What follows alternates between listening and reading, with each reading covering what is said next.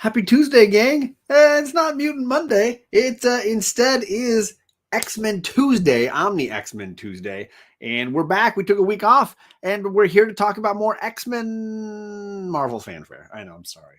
It's not X-Men. In fact, you could call it X-Man. But I got my X-Man himself backstage. We got the one and only Justin from KnowGood Comics. Dude, I am excited to talk some Spider-Man tonight, right? Or is he in this? He's kind of in this. It's Angel Comics. Angel Comics. Indeed. We're reading Ka-Zar. Oh, man. Ka-Zarzi. How Ka-Zar.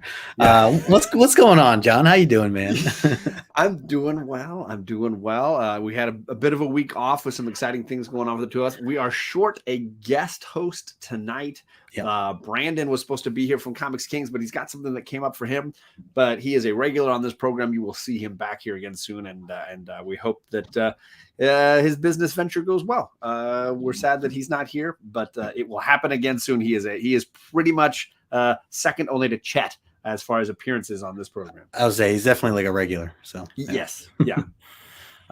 But we are still here. We are still ready to talk, and we are going to get into this 4-issue Marvel Fanfare story arc that we've been reading, and we're curious to hear your thoughts in the chat. We're going to definitely get into it. We got the slideshow locked and loaded, but let's say hello to the people who've been waiting for the 7 minutes that I was late this evening, because it was on me, fully on me, 100% tonight. Nah, I wouldn't say that. Perry, what's up, Perry? Good to see you, my man. I know you've been super busy with work, but we always love seeing your face or your icon when you jump in. So things are going well. Lasso Ryan says, hello to everybody and Rachel Dinners. Hello, I went to Spider-Man and MJ's wedding. It's always great to see the newlyweds. Oh, badoonch. All right. JP says, hey, everybody, thanks for joining for another episode. I'm here where we discuss the Claremont X-Men or maybe some random Marvel books that's possibly potentially connected to them. Written by Claremont. These are still written by Claremont. This is the Claremont Omnis. It's true. So it's fitting that some of his outlying issues land in this. But yeah, it's brutal. I'm not going to highlight your other comment. We got Jackson Roy Kirk.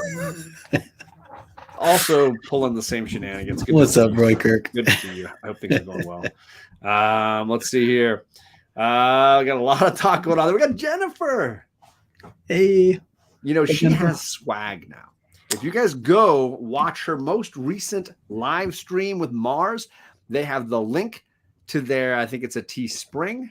And I've already bought 2 shirts. I got 2 shirts on the way, folks. Oh, nice. So you guys got to get your own swag for these girls, because they do phenomenal comic book discussions. Good and deal. It's good to support community members. You know, I bought one from this knucklehead. That's right. That's right. I got that one. I got Team Nerd Herd here. There you go. One day I'll have a shirt. Everybody should have shirts, because we're not shirtless around. Hello to Sove Collector. Except for Wolverine, he's shirtless. I mean, you wouldn't know. You wouldn't know, though. You couldn't tell. You would not be able to tell. What is up, Chris from Chaos and Comics? Good to see you. Chaos. We've got Super Russ 9000, and he is doing a video a day again. He is on. He's at like day number 100 something. I think he's since 2022 began. He's been doing a video a day. Such a dedicated community member, and you guys are missing out if you're not watching his comics. That's tough. Good for you, Russ. I'm not worth any. That's just wild. That's buck wild. 62 is in the chat. He's been getting a bunch of comedy answers to our trivia questions. If you guys don't know, these episodes end with trivia questions. Winners can be entered into the raffle entries, because we're coming near somewhere at the middle of June. We're going to be giving away a ton of stuff like last year. Like, it was insane how many things get, slabs, mystery boxes, first appearance X-Men keys, giant collected editions, or in the case of this guy, he's giving away original artwork. Yeah, man. With our Omni name on it.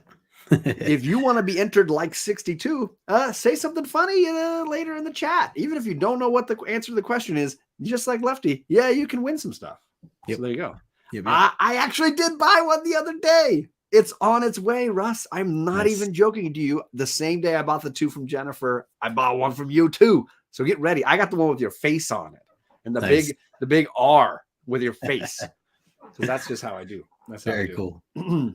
Let's see here. JP says, I will never have a shirt because that takes effort. I believe it. I believe you. Maybe I'll make your shirt and then you can make mine. There you go. What's up, Geeky Mama Bear? She has been coming and hanging out with us. I appreciate it. She's not a huge X-Men head. She's been learning a bunch about X-Men and really just here to have some laughs and hang. And we appreciate you making that time. Absolutely. You've been awesome in our chat. Yep. Gore Vidal is here. He says, you can say what you want about Scott, but he got Gene, Maddie, and Emma. Not bad for a guy who wears glasses. I mean, them's facts, folks. Them's facts. Yep. What's up, brother John? Good to see you, sir. Another John. I hope you're having a good evening so far. I am getting all pumped up here. Hot girls fall for giant jerks seems like realism. I mean, that's fair. That's fair. I get it. How about we get a Biggie and a John mashup shirt? Now there is that King John shirt that does exist in the ether. You can find it. You got to know where to look. It's hard to figure out where to buy it, but it does exist. Yep. Geeky Mom Bear says, I bought like the first 10 X-Men Omnis, so I got to get to work. There you go. Nice dedication right there. Looks like Chris is saying I have shirts for sale. They're white Gildan shirts with nothing screened on them.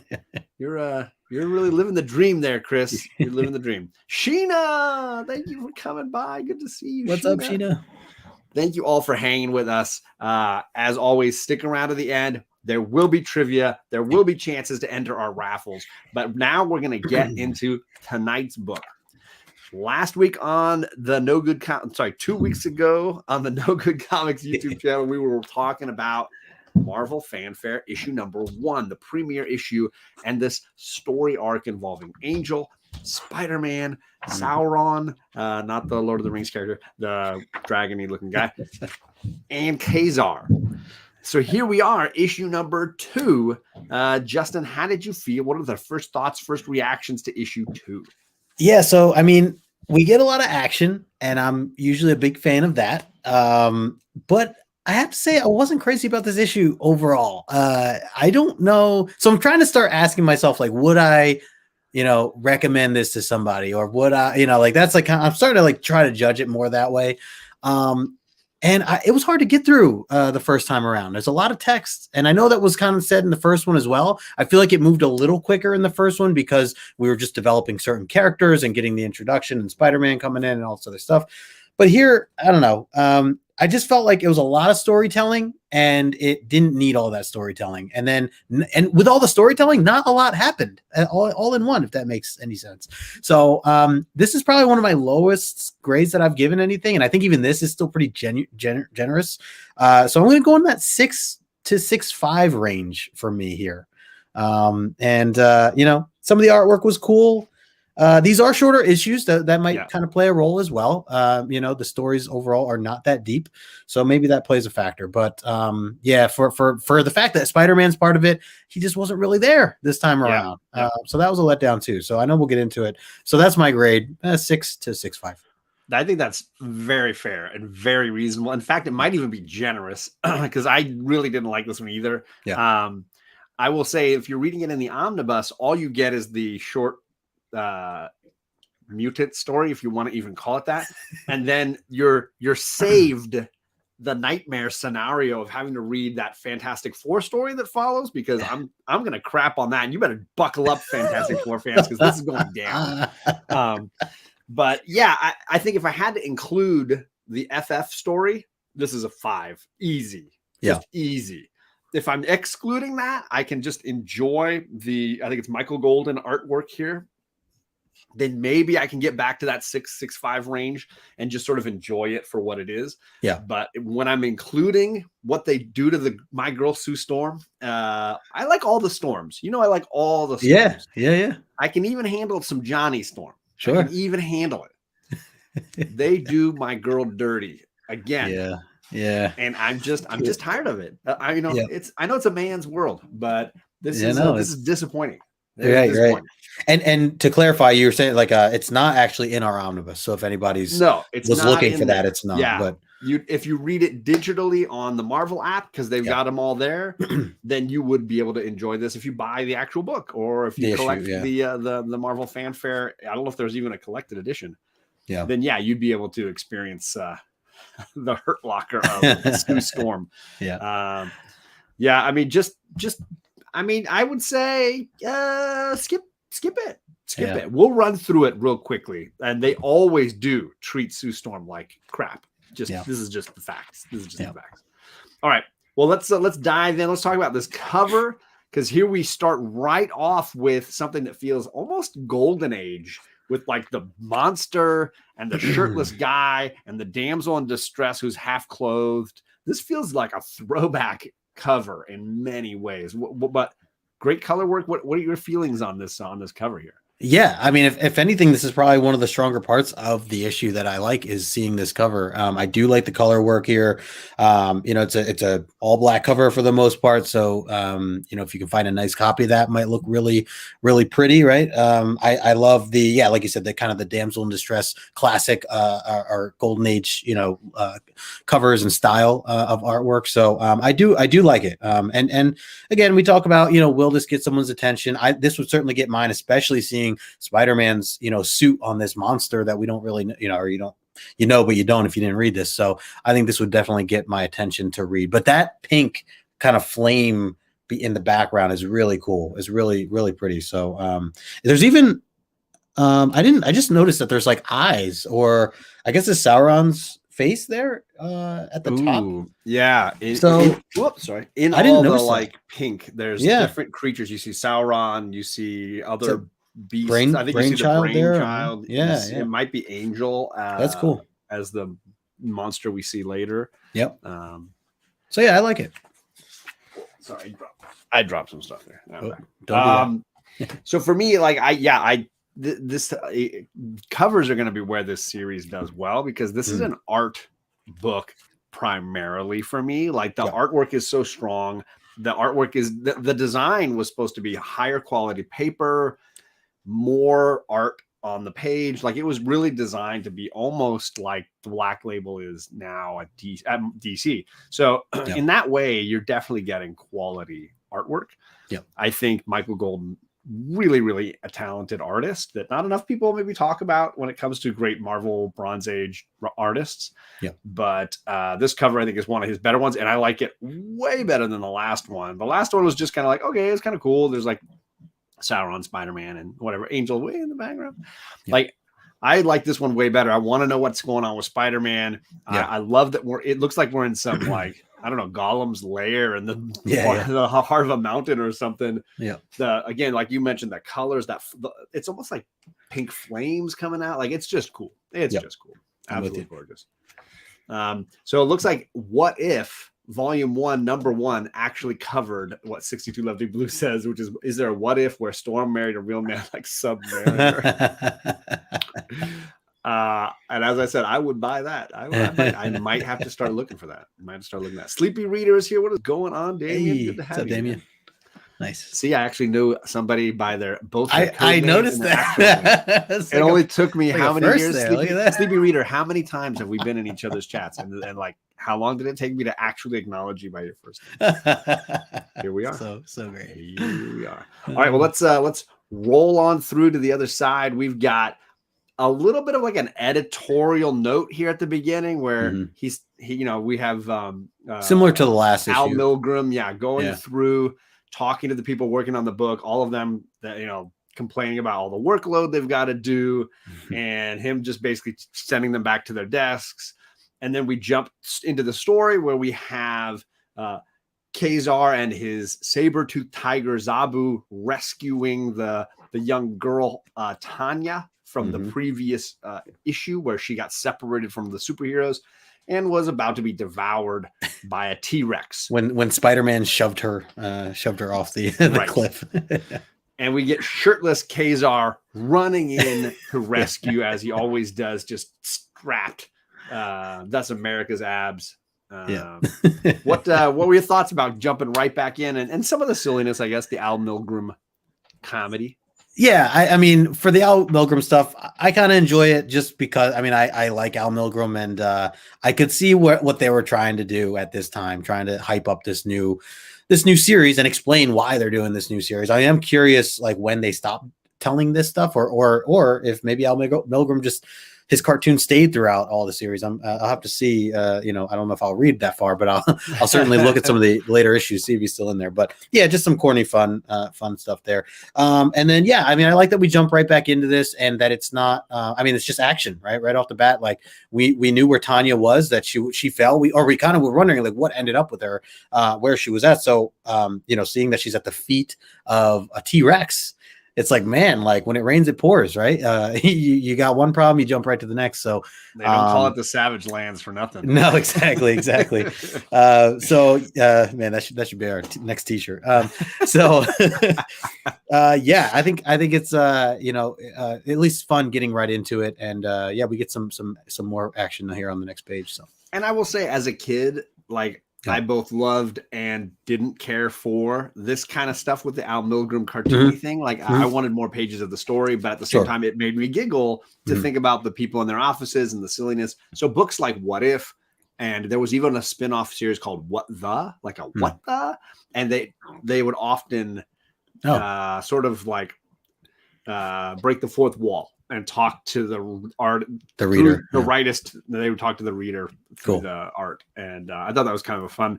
I could enjoy the silliness of it as a kid, Yeah. So I respect it. I get it. Yeah. Let's move along here. I love this splash page. We get like he's grabbing a T-Rex by the eyeball. He's like grabbing the eyeball, and then his saber-tooth tiger's digging right in. It's just getting to a big fight, and amidst it all. She faints and has a flashback. Any thoughts here on these panels? I'm with you on the splash page, the artwork there, the action that we're getting, the cat, what's his Zabu? Zabu, would love to see more Zabu, if anything. I know, he's kind of in some of it, but he kind of gets dismissed, but I haven't read a lot of Ka-Zar in general, other than what we've read from past X-Men stuff. But just some fun action right off the bat. Taking care of a T-Rex, which is not easy. So gotta give him credit there. Lasso says he likes when you wear your glasses, makes him feel like it's an Oprah book club. Well, this show is sponsored by Oprah, so it makes sense. Yeah. Notice my logo is a giant O. There you go. Sleepy just says it's cool to do that in editorial as a comic, and I agree. I can laugh at it. I can enjoy it. I think there's a fun, like childlike quality for sure. Yeah. Don't call Zabu a cat if you value your life. I mean, my bad. I respect it. I want to highlight also the inking and color work. I think on these pages. Oh yeah. Is cool. Besides just like the amazing sunset or the water splashing and all these things, each one of those flashback panels has a slightly different color. Yeah, that's a good point. You get this kind of fun purple to blue to green to yellow to orange to pink. Like it's a fun use of color through flashback. I really dig what they're doing artistically on what really.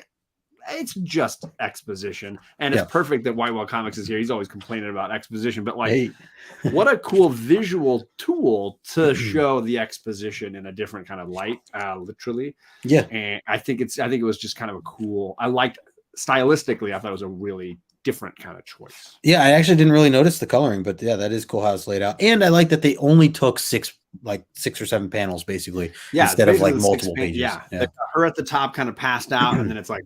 Yeah. Let's run through how we got here. You're right. Totally. Let's move along here to this page where she wakes up with a guy just staring over her. A shirtless guy just looking creepy. A little creepy. A little awkward. And look, there's 3 shirtless guys now. One these with a beard, one with a blue mohawk, and they're just there. You're just laying, sleeping, and she's like, "Where did my clothes go?" Let's go back one page. You had a full outfit as you're getting splashed over in the water on the bottom left. You have an outfit. No, you don't. And you've got a Savage Land bikini now, and these guys are just going to stand over you, and they're taking care of you now. And by the way, it's Carl. Your boyfriend that you've been looking for. Carl. And beware, because a giant Triceratops just burst through camp. That happens. People, that happens from time to time. This is wild. One thing I wanted to point out was the artwork I think this is where Michael Golden really shines, is some of the close-up details of the face or faces, like Tanya's on the left there. I think that there's some really great detail, even in that one panel above the Triceratops of the guys, like just with the mohawk, like just that detail in them and with the shading and everything. Like I think that's really well done. So it's art like that really stood out to me as a positive to this, to this story overall. But yeah, definitely kind of moves a little quickly here. I can't get over these GIFs; they're great. Sorry, all the awkward faces I could find. Even the llama is like, whoa. And like you mentioned, the color work type too. Like if you look at the way the firelight is actually legitimately being used to light the scene. Yep. Like look at the way the top of that right hand side, you see the light coming from the fire across their faces, or even on Carl's face right here. Then you go to the panel you mentioned where they're blue on their backs because that's facing to the jungle where there is no light coming. But their front, you can see the yellow light. There's a ton of work and thought going into where the light sources are. It's got to be hard to, you got to really, like, I know John Byrne did a really good job with that too in our past issues. So it is nice to see that. Yeah. It's just you can see the intellect working. Right? Yep. Sorry, I didn't mean to interrupt. You were saying something else. Oh, no. I do like that we get right back into the action. This is where too, I was saying there is a lot of text here, kind of, some of these pages here, but at least we jump right back into the action. So I guess I'm okay with that. Yeah. So Triceratops bursts into camp. And then before we know it, Carl's getting scratched by a bird thing. And there's a spider thing and lots of crazy things. And they're like, good Lord, is this an octopus you're fighting? It's got so many arms and legs, but it's wearing Spider-Man's costume. We've got transfiguration happening. We've got Angel as a bird mutant thing. We've got Spider-Man as a spider mutant thing, and they're attacking the camp. It's like, is that a bear pig? Is that a bear pig man bear pig? You just don't know. You don't know what you're going to get in Savage Land. Yeah, no. This was a little while. I mean, obviously we know like something had happened from this previous stuff with Brainchild and them turning into what is supposed to be their like most natural form or whatever it is. So yeah, I mean, definitely creepy. And I guess as a kid, like you'd really be freaked out with that bird coming at you there, like a big bird type style. Again, though, with the close up of Tanya's face, I love that. And what you pointed out before, the shading, the coloring, representing it coming, from the side of her face there, the light there, it's really, really well done. So that stuff like that, I really, really do appreciate throughout this. And you mentioned just faces in general, because there's lots of good close-ups. You got Ka-Zar down in the corner there with his face, and then the perspective of his hands reaching out towards Spidey, really cool. Yeah. Lots of fun art stuff going on here, as always. And we got Jay Hood in the chat. Sorry, Jay Hood, I missed you, brother. He says, I was looking for this earlier, couldn't find the thumbnail, but here we are. You found us. So that's a success. We'll just because he didn't we changed the thumbnail to the fanfare stuff. So everybody's like, where's the Omni X-men? Yeah, this is Omni Marvel Fanfare. Yeah, so Spider-Man. Just so what's JP saying here. Sorry. It's actually cooler than the normal version of Angel. I think so. Also, it's also not cool at all. That's all right. I get it. He is a giant chicken. It's a giant chicken. Yeah. That's fair. Milhouse as the poodle. I mean, right? Milhouse as the poodle. That's all good. So then let's get over here, and then everybody's got clothes coming off. Everybody's clothes are this is what happens at the Savage Land. I feel like everybody strips in the Savage. That's what's savage about the Savage Land is nobody's wearing clothes. Everybody's just getting their freak on. Sorry, I got my logo blocking Jim Carrey's. I was gonna say that's Jim Carrey, right? Yeah, that's I can. Is that when he's as Ace Ventura, or is that's the one when he's God? Was that Bruce Almighty? Oh, okay, yeah. So yeah, like everybody's clothes seem to get tattered and torn in the it's like a rule of the Savage Land. Nobody's costume survives; it just gets destroyed. Yeah. But we do use that little scrap of costume to realize it's Spider-Man in there, and he somehow still has the ability to halfway control himself. And Spidey resists the urge to fight and sort of like runs off and leaves them while I think Angel flies off with the girl. Yeah, it takes Tanya. And Spidey refuses to fight and runs back. Yeah. And they kill a Triceratops. Oh, yeah. Yeah, was that necessary, that part there? The one animal that's not being remote controlled or right. I don't know how necessary that was. So this is one of the moments of the book that I do really like, is seeing Spider-Man be able to kind of fight. The idea of him fight himself of not attacking, and for anyone who is like a diehard Spider-Man fan, or even just was reading Spider-Man during this time and always has, you know, these high hopes for this kid, like I think it fits him, you know, the idea that he's able to have that fight within himself of just being, good-hearted and, Captain America, like almost, just being able to fight that. So I do like that. Yeah. And then he kind of disappears for a bit. And some cool art there as well, with like the Spider-Man image sort of transparent in the background over this creature, and that amazing close-up of Ka-Zar with the knife. Love it. This artwork is just top notch. And J Hood mentioning the better quality paper and printing is playing a big factor for sure. Yep, absolutely. They're mentioning two other runs at the same time, Micronauts and Nom. I have not read Micronauts. I have read a bunch of Nom, but I have not read that.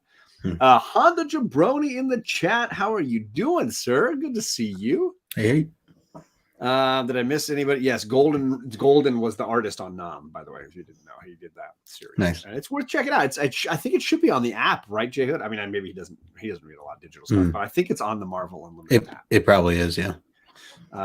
So yeah, they realize they've got to go after the creatures. They realize that it was their friends, and they've got to figure out what's going on. So then we cut to the destroyed dome, and we cut to this guy, the brainchild, and that's great. And he is manipulating our heroes, and apparently wants to do it to Tanya too. He's got her strapped to the table now too. Everybody gets a mutation. You get a mutation. I get a mutation. Check out the brain on Brett. Right? The big brain on brainchild. And then of course I'm a Star Trek guy, so I had to pick these crazy guys with like the pulsating dome. Yeah, that's great. I was wondering what that was from. Yeah, that's good. Yeah. So any thoughts here as the team I love. Okay, one of the tropes of this issue is, let me give you some exposition. Fight. Right. They're in the middle of talking, like, oh, we're gonna turn Tanya into, and then it's all of a sudden like, bam, there's a saber-tooth tiger attacking over here, and like people are just getting action. Yeah. I mean, this is where I felt like it some of it kind of lagged, like seeing that one setup again of Brainchild and having someone strapped to a table, and like it was just like reading the same issue again almost. And I don't know, not even the same, it was just like the same angle and everything, like, and he's sitting there kind of re-explaining his evil plan and all that stuff. So like the plot just like kind of repeated itself in a way. So I mean, I know it's a different character now, but yeah. And then what's his name? Amphibious comes out of nowhere, and we get some of those other. He gets clocked by Carl. Right. It's really more like that's Carl, right over the head. Carl and Ka-Zar come out of nowhere, because it's kind of like they're setting you up for a calm moment where Brainchild's like, "Let me tell you my dastardly plan," but then it's like, "No, we're the good guys are already here. We're already fighting. Like it's already happening." Yeah. Is it me, or is it? It just throws for me. It throws the pacing off big time. Sure. Yeah. Is it me, or is it like, it just stands out so much to me anytime I hear the name Carl, when we hear all these other unique names like Ka-Zar, and I don't know, just like, and then you have Carl, like, hey, Carl. There's Carl. Yeah. Sauron. That's great. Also known as Carl, aka Carl. And the fight gets going pretty dramatically. People getting punched. People look how bloody some of these guys get pretty darn quickly. But it's what happens when you've got extra arms to punch people. Yeah, I was just gonna say, the extra arms definitely do it. Yeah. So what did you think of this big fight sequence here? There's several pages of just bloodying people. Yeah, I mean, there's definitely a lot going on. Maybe at moments it took me time to figure out exactly what was going on. I think again with the forearms kind of threw me off a little bit. But yeah, I mean, this is like kind of the bit where I was like, okay, like at least we're getting some action.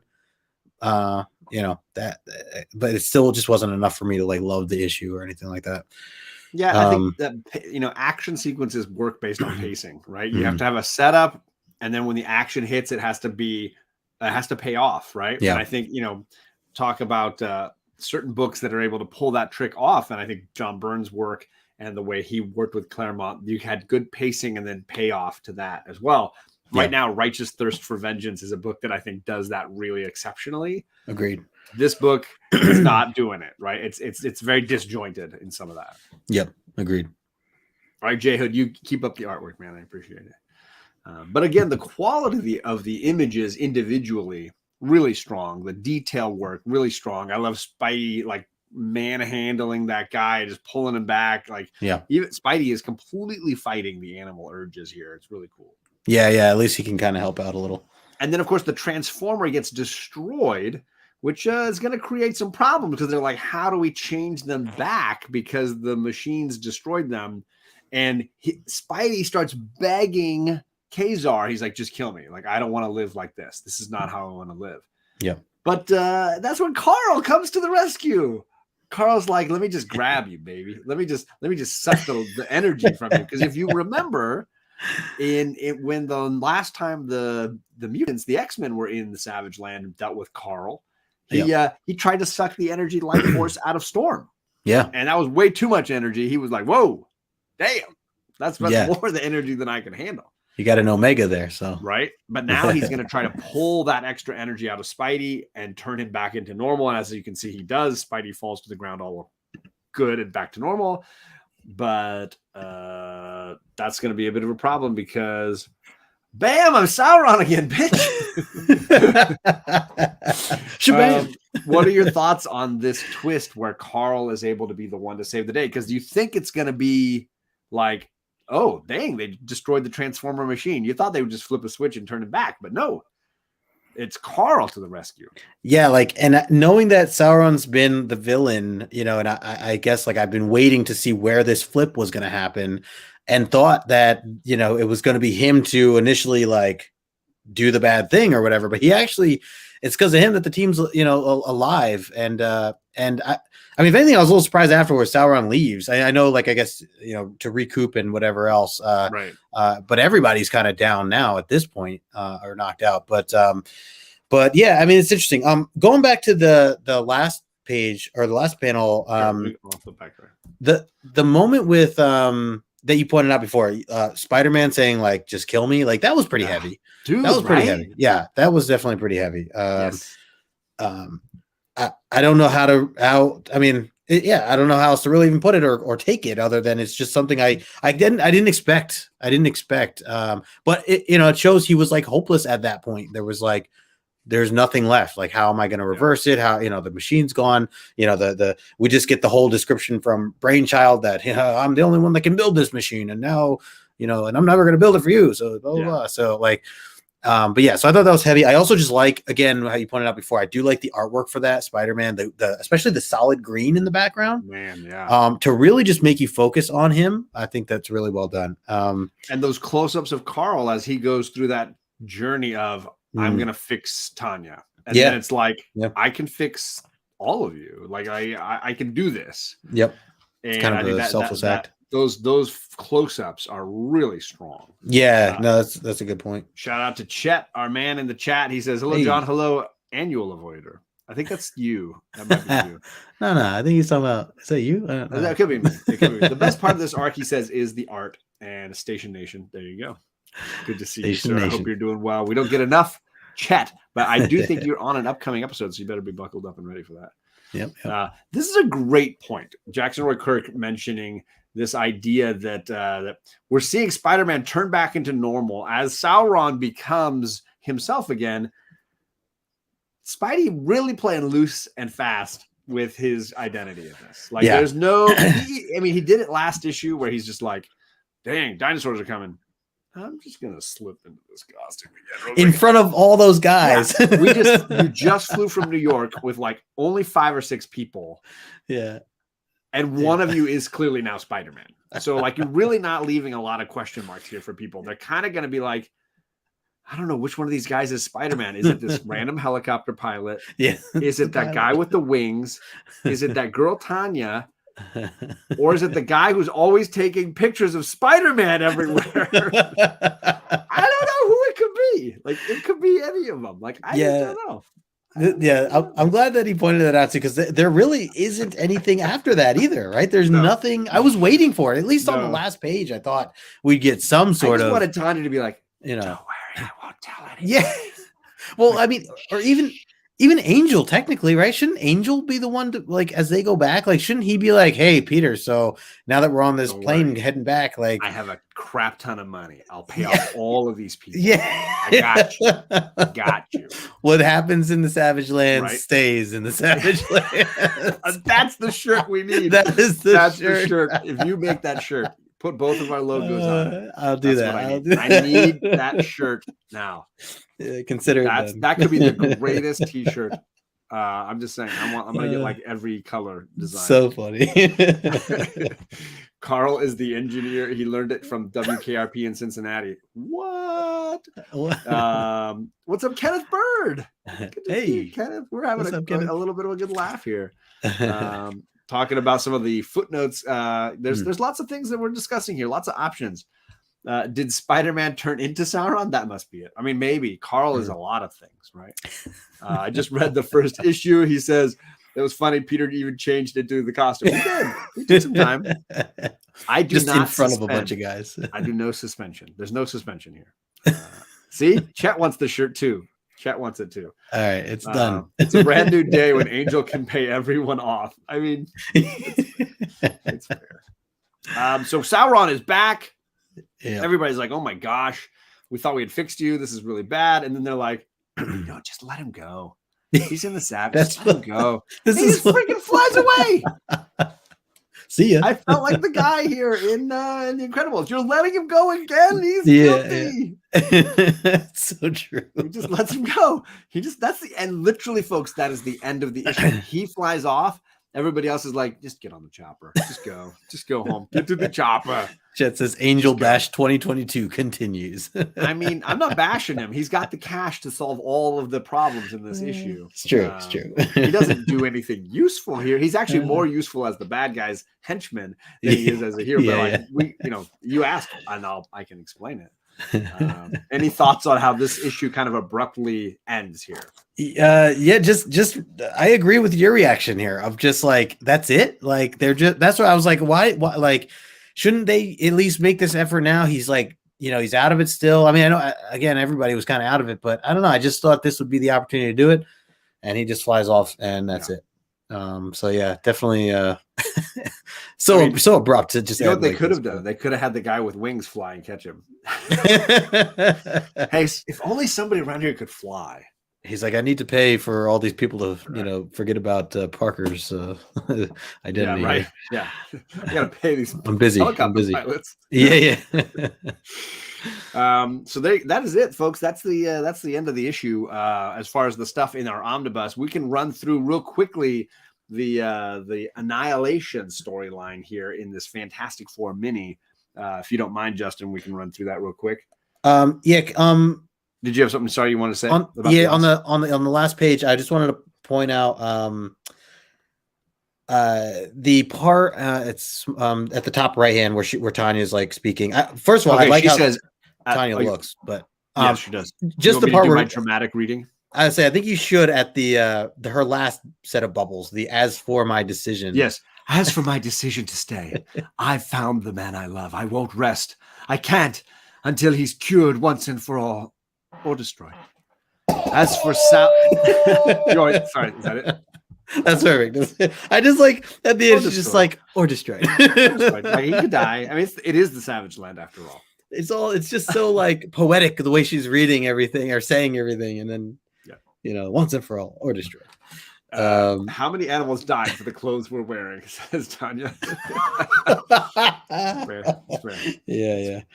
Okay, now we can. Yeah, that descends that. It's a great. They walk into a tunnel, and they walk off to the tunnel, and we know the next issue will bring the X-Men to the Savage Land, but they don't know that. So we'll see how well it goes when we get some actual X-Men into the Savage Land. Hopefully. Not just this winged guy. Yeah. All right. So the second story here is a story centered around the Fantastic Four.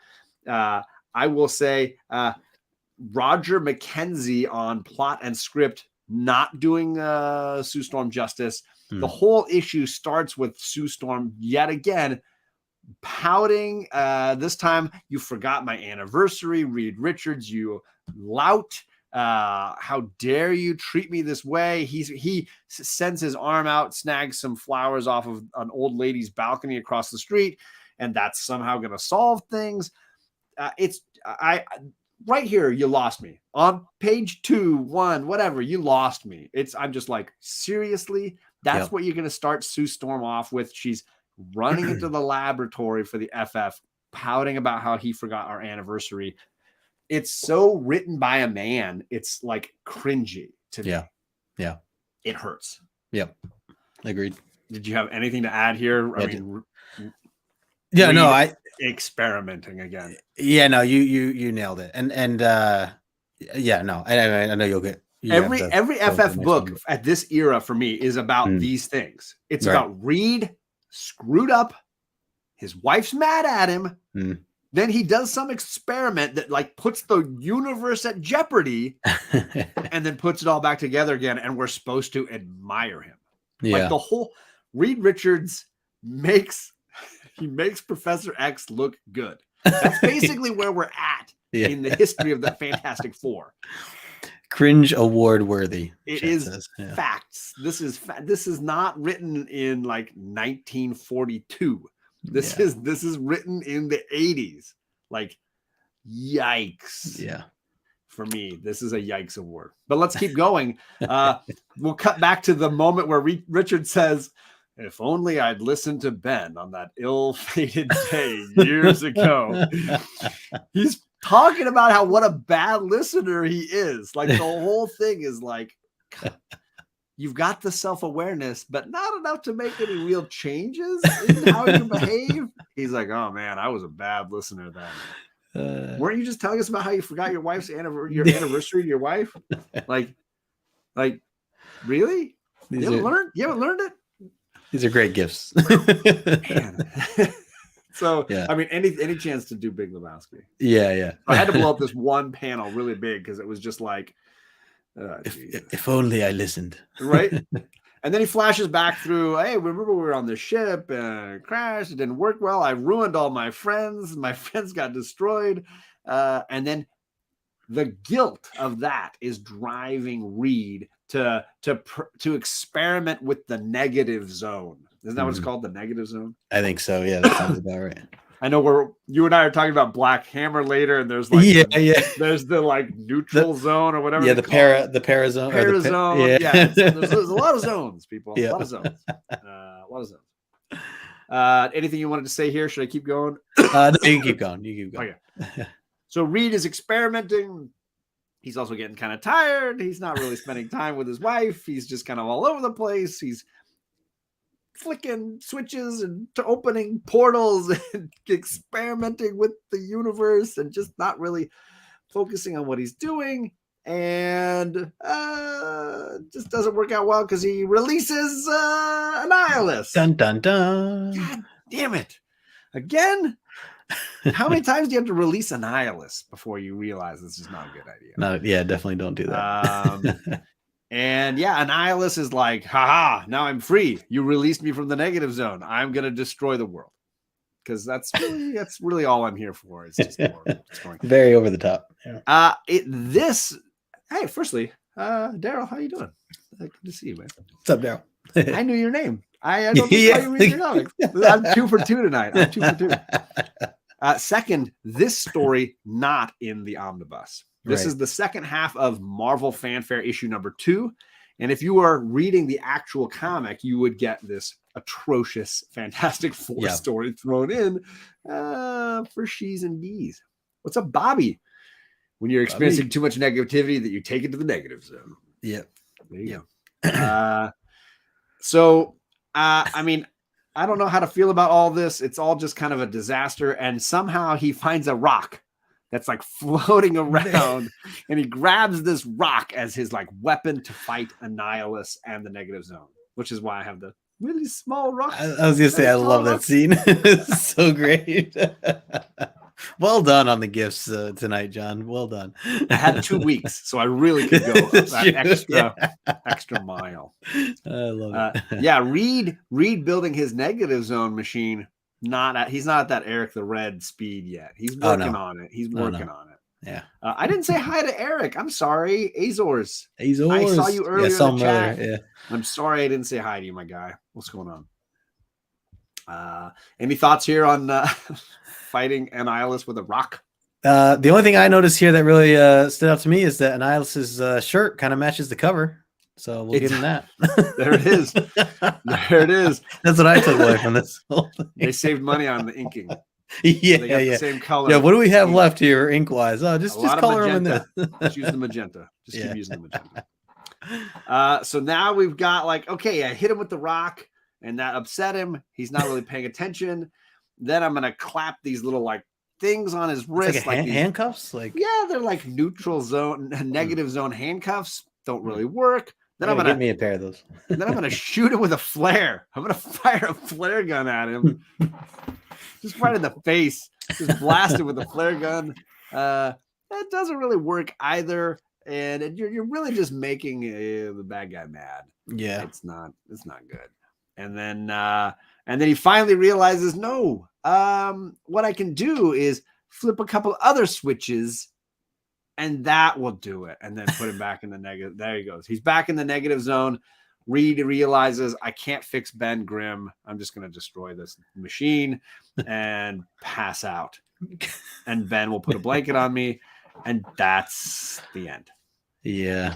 Yeah. Like, yeah, it was, this whole thing was just so forced. And so like, cause I, for the few things I have read about Fantastic Four and like some of the situations of Ben and how he feels about himself, I know that, you know, some of that's accurate as to like him wanting to be normal again, at least in certain, depending when you're reading this. But I know, like, I think it was like 66 and 67. Like when we first see him, the character him, those issues I remember reading, and we do get that kind of similar story of like this, of like him not wanting to be himself or wanting to get back to quote unquote normal. I don't know if that carries throughout Fantastic Four or not, but it's a musical note that gets overplayed in the Fantastic Four universe. This idea that his guilt for what he did to specifically just Ben Grimm. Okay, right. All the other members of the FF seem to be able to turn their powers on and off, and they can live somewhat normal lives. They're not stuck as monsters, but he feels immense guilt over what he did to Ben.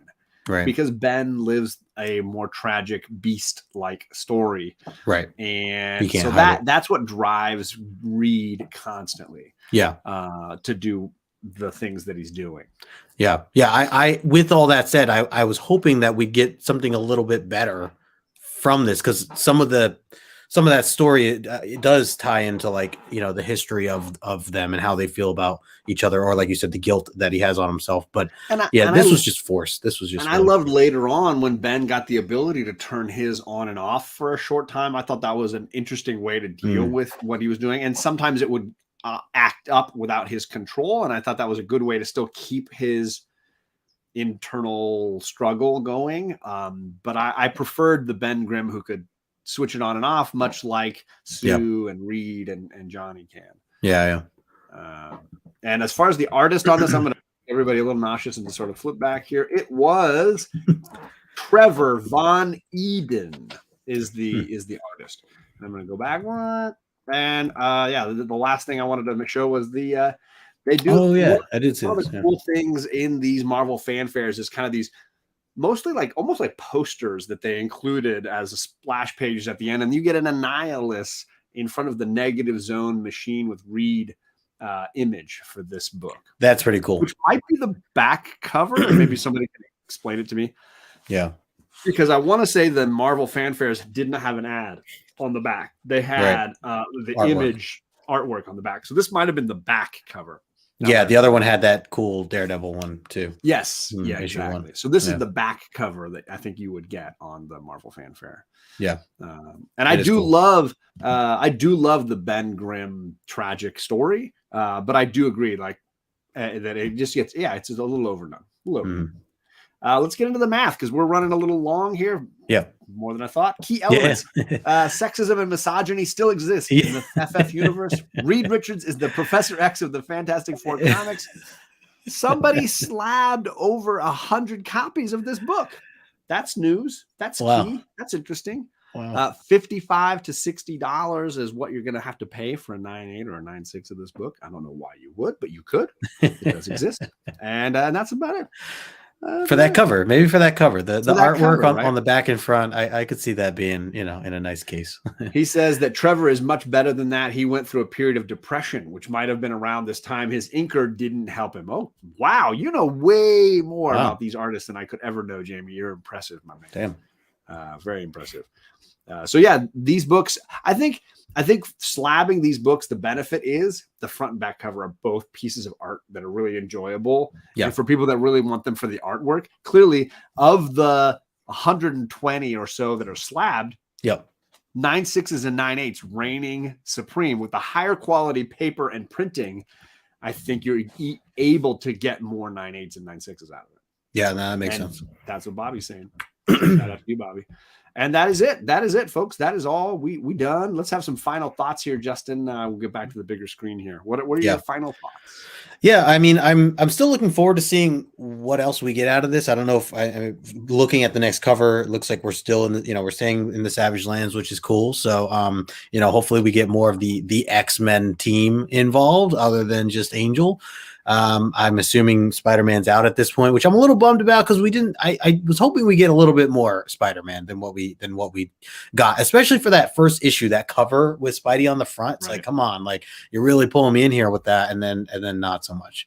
But yeah, I am curious to see where this goes. I know we have 2 more issues to go for the fanfare stuff before we kind of switch it up again. And Chet might be able to tell me, but if I'm not mistaken, Dave Cockrum does the interior work on the next issue. Oh man, okay. I'm fairly sure. Yep, I have it here, and you're right. Is it? Yep, and Bob McLeod doing the inking. Okay, cool. Oh, and Paul Smith. Sorry, I'm on the wrong one. Paul Smith does the final issue, the fourth. Oh, nice. Okay, fourth one. So we're getting into some of those artists who will continue to be big parts of X-Men going forward. Oh, I just looked ahead. It looks good. It looks good. He says, "I don't think you'll like 3 too much." Oh no! Oh no! So there you go. So we'll see. We got 2 more left in the Omni Marvel Fanfare, and then we'll get back to the regular programming. Yeah. Yep. Yeah, for me, I think, we jokingly say that in certain indies would be better read in trade.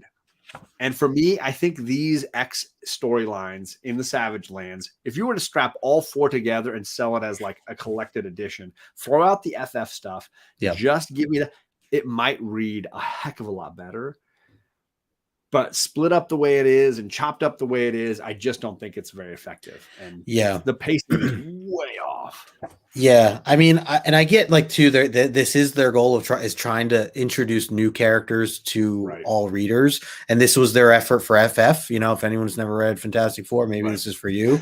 So, because if I read this, unfortunately, you take the risk of hurting it. Yeah. Some people might be like, "Never mind, I don't want to read that." But I will say, for the last episode, the last issue, I enjoyed the issue in the back with Daredevil. I actually thought that was pretty good. It was a fun Christmas themed. Yeah. So I was down for that, and it had some serious moments. So I was hoping that this FF was going to be up to par with that at least, but not so much. So yeah, not at all. A little bit of hit or miss, but we'll see. We'll see how this goes on the next one. Albert, I want to say Albert has been doing some amazing work on both Instagram, TikTok. Yeah. If you guys aren't following Albert, I know he's everywhere. The guy is, but like specifically blowing up with his great reviews of indie comics. Congrats really well on some of the records you've set for yourself, and the bar has been raised and raised again. So awesome that you're taking the time to hang with us. But this guy's big. He's big time. He's big time. He said that these stories couldn't catch his interest either. Yeah, understandably. But we're gonna push through. We're not giving up on these. That's right. But there may not be a season 3 of the show. Yeah. All right, so now we're into the trivia portion of the show. We're running right on schedule, I think, almost. Yep. We've got 4 questions to ask about Marvel Fanfare issue 1 and the show that was on Justin's channel 2 weeks ago. So we're going to talk a little bit about those moments, those pages, and the goal in the chat is to have 2 people get the correct answer, and they each get a raffle ticket, and 1 person say something funny and also get a raffle ticket. So 12 entries, hopefully, if people can answer the questions correctly. Yeah. We'll make it into our raffle for our giveaways. Like I said at the beginning of the show, original artwork, some amazing issues of comics, some slabs. This guy right here says he's giving away a slab.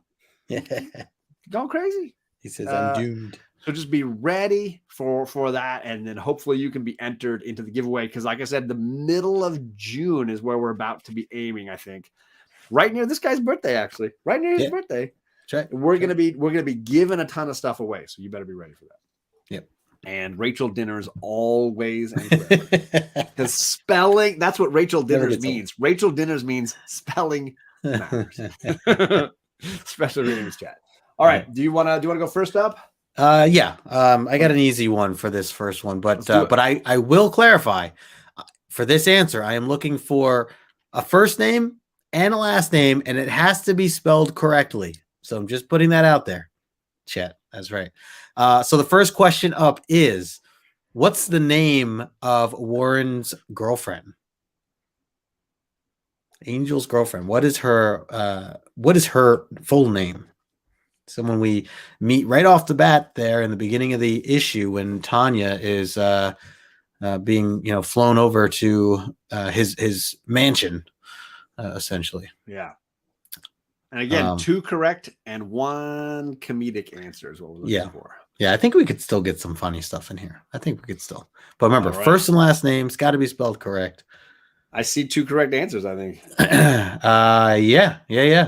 I mean, although he's one is asking a question. I was gonna say, is he answering? I don't know if he's answering or asking. Considering he actually spelled it correctly, I'm gonna give it to him. Yeah, we'll give it to him. Yeah. But then we've also got he guessed Sutherland, and then he realized I need to copy and paste because it's Katie Sutherland. Yeah, and actually, when I was first thinking of the question, I actually thought Sutherland as well, Ryan. So it's interesting that you wrote that. I had to double check myself and confirm it was Southern. Very close with Candy Carlson. Yeah. It was not Tanya. Tanya's Carl's girlfriend. Yeah, nice try. Diana Ross, first comedy answer. Mm-hmm. Daisy McForgettable. That's pretty good. I like that. Solid. No, name's not damn it. Chocolate Bunny. Solid. Imaginary. I mean, there you go. That's a good one too. Let's see. Gold Digger. Wow. Okay. Lefty. Candy K Knockers. There you go. It is not Rachel Dinners. But she did look like she could sport the Daisy Dukes. All right. Did you have a comedy answer you wanted to give away? Oh man, this is pretty good here. Man, I think 62 stole it there at the end. Sove was close too, but I'm gonna give it a 62. All right, so Candy wins. Candy K is the comedy winner on that one. So good job, 62, and all those other winners. I'm gonna ask a legit question about the storyline. They fly with Warren and Peter Parker into the Savage Lands and they crash. Why does their helicopter crash? It could be some good comedy here. I'm just saying you're setting up a layup here. I try to give you options. There are no children here. Well, I mean, I guess JP has the intellect of a child, but yes, there are no actual children I'm aware of here. He's going to keep you backstage after this. We're on JP's channel right after this. I think it'll. I mean, I don't know when JP's going to start the show, but like in 20 minutes, we're going to be over on JP. Both he and I, we're going to be talking about Sherlock Frankenstein. Yes, right here. We're going to be talking about one of the best named villains in comic books. So Sherlock great. Frankenstein. Okay, why do they crash? I'm just going to get a dinosaur. I mean, that's fair. Yeah. Because a dinosaur. And that means I also have to give it to Chet. Dang it. Where are you on here, Reed? Where are you at? Oh, I've got you under Daryl. That's why. There you go. There you go. See, I did learn your name. Now, I mean, bonus points for actually being able to spell pterosaur. That's pretty good, right? I mean, because it's not a pterodactyl and it's not Sauron. Right. That knocks it down. Birds is not the correct answer. Yeah. And I'm assuming, Eric, this is the answer to the last question. Yeah, I mean, it could have been the answer to this question just as easily. I'm just going to assume. Eric Sauron could just throw it back in there. Sauron is a hater. Yeah. Warren tried to fly the copter because he's an expert at flying and they crashed. Oh, that's going to be a tough one to beat. The helicopter crashed because the strippers got started too early for Spidey and Angel. Pilot was texting. The brainchild has a brain fart and didn't stand a chance. Grounded. Haters gonna hate. Let's see. That was for the last question. You sure? You're reaching for a sandwich. Oh, I was waiting for that. I was waiting. I was like, someone has to say that. So good. I'm giving it to JP just because this guy's got enough points. He's got enough points. He's gonna win all kinds of stuff. JP though, it's true. JP is gonna get it. That is a phenomenal answer. Yeah. That just maybe that's what we need. Sorry, a big sandwich on a shirt. My superpower is sandwiches. All right, so Justin. Great. Second question. Okay, so this one you're gonna have to have really watched the episode to know this comparison here. But we were introduced to a few new mutants in the last issue, and there was one that we met named Brainchild. And my question is, what was the villain that I compared Brainchild to? Who did I essentially call Brainchild other than his actual name? There was a GIF, I had a picture there and everything. We actually probably took a good 30 seconds to even talk about it. So if you were part of the episode or if you watched the replay, there's like two answers that we're looking for. So either would work, but we'll see what we get here. But I realize there's actually a third answer, and I think it's the one they're giving you. Oh, okay. I think he went by that name in the movie, but we'll double, triple, quadruple check. I'm going to actually do the check. Okay.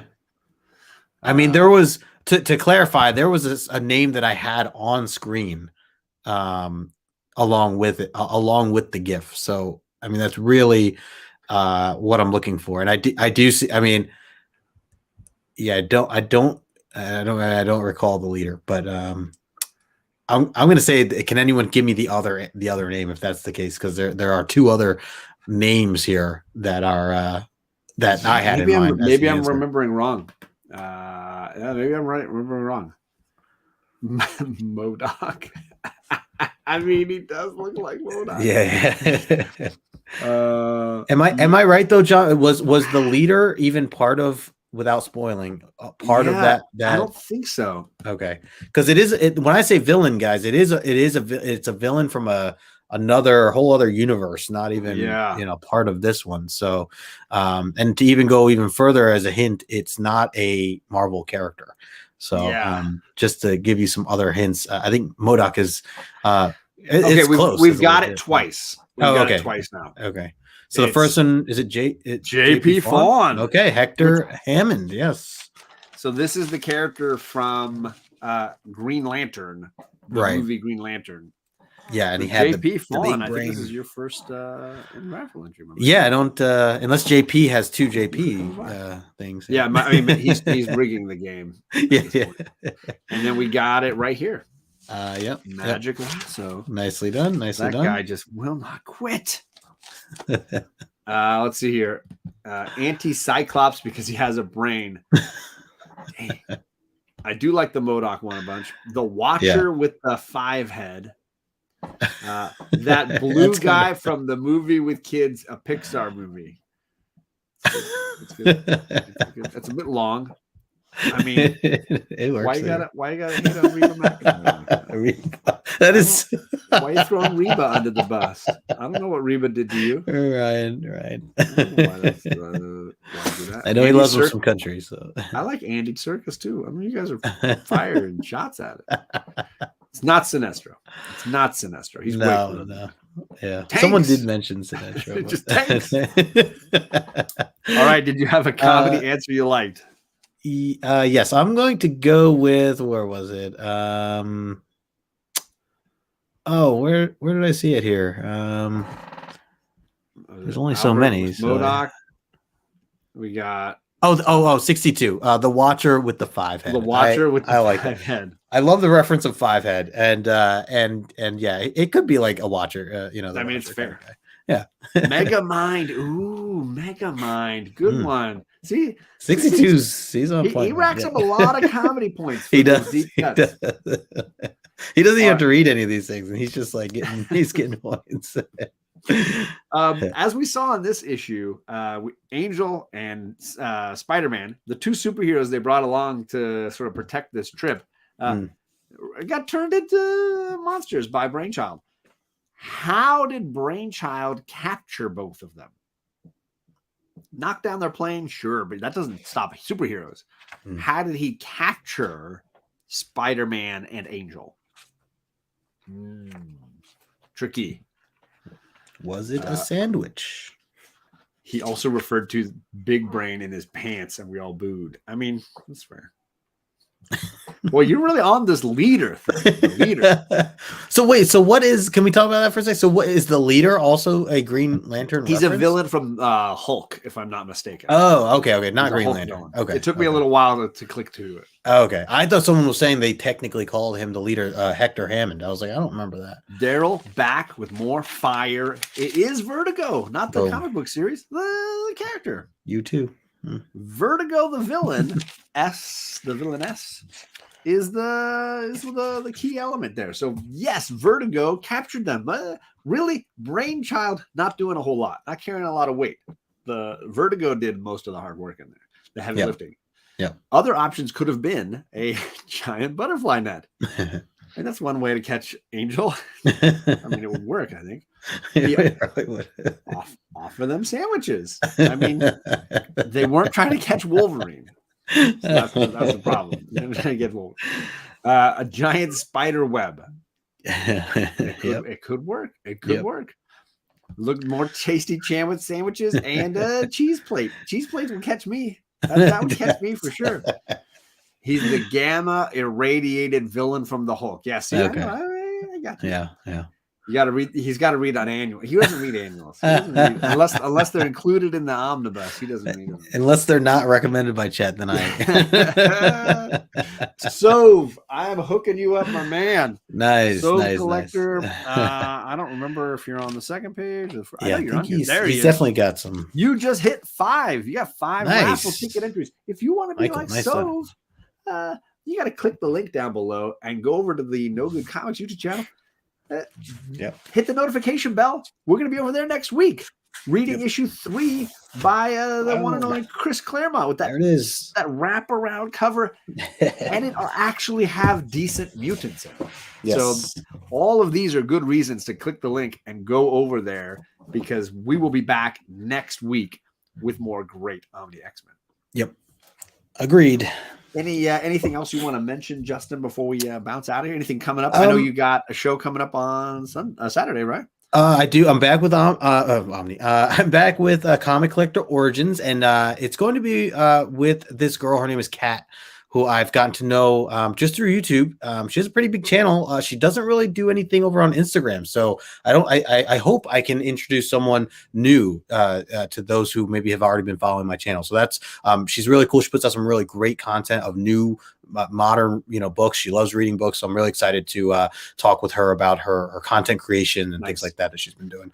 So yeah, 2:00 for that. And then, I believe Paul and I back-to-back comics, we are going to be breaking down issue 2 of Strange issue 2 this Thursday. I have to confirm. I believe it's going to be this Thursday, so 9:30ish on my channel. So that's kind of what we have going on. And then of course we'll be MJP's Strange Academy, right? Oh man, I want to. Let's do that separate. We'll have to do an Omni show for that, John, because I am reading that right now and I'm really enjoying it. I just finished issue 9, I think, where they went to Asgard. If you guys have the Marvel app, just read it. Strange Academy, worth it.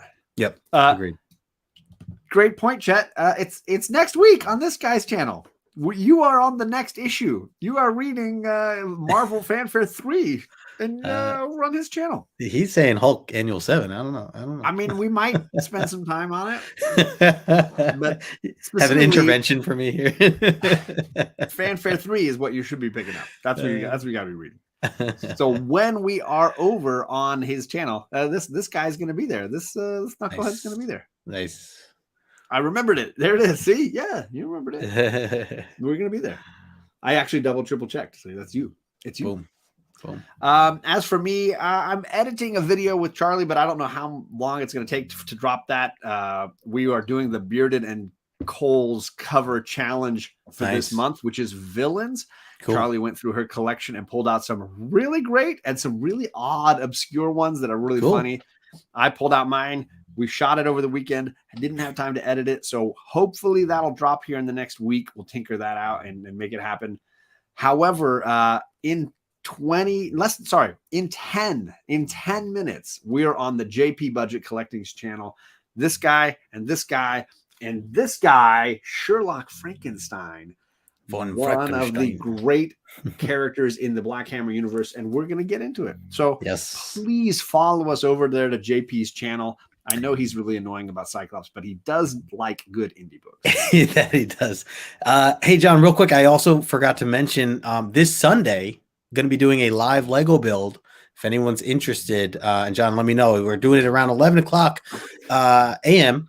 Eastern time this Sunday. So yeah, if you want to swing by, if you got a Lego set, hit us up, and gonna have some friends on the channel. So that'll be 11:00 Eastern in the morning, and that'll go for at least 2 hours, because that's how long it takes me to at least put something close, nearly together. So we'll see. But so there's that too. Nice. I hope you mean Strange Academy. If you did, that's definitely worth reading. Definitely worth your time. I hope you really enjoy it, because I think it's been a lot of fun. Yeah. I respect the bed, but then at least click the bell and catch the rewind later on, because he swears he's going to run on time. But that just depends on when we get in there. And so if you're not an old man, not an old man. I mean, yeah. All right, folks, we are out of here. Thank you all for coming, and see you all again next week. Later, gang.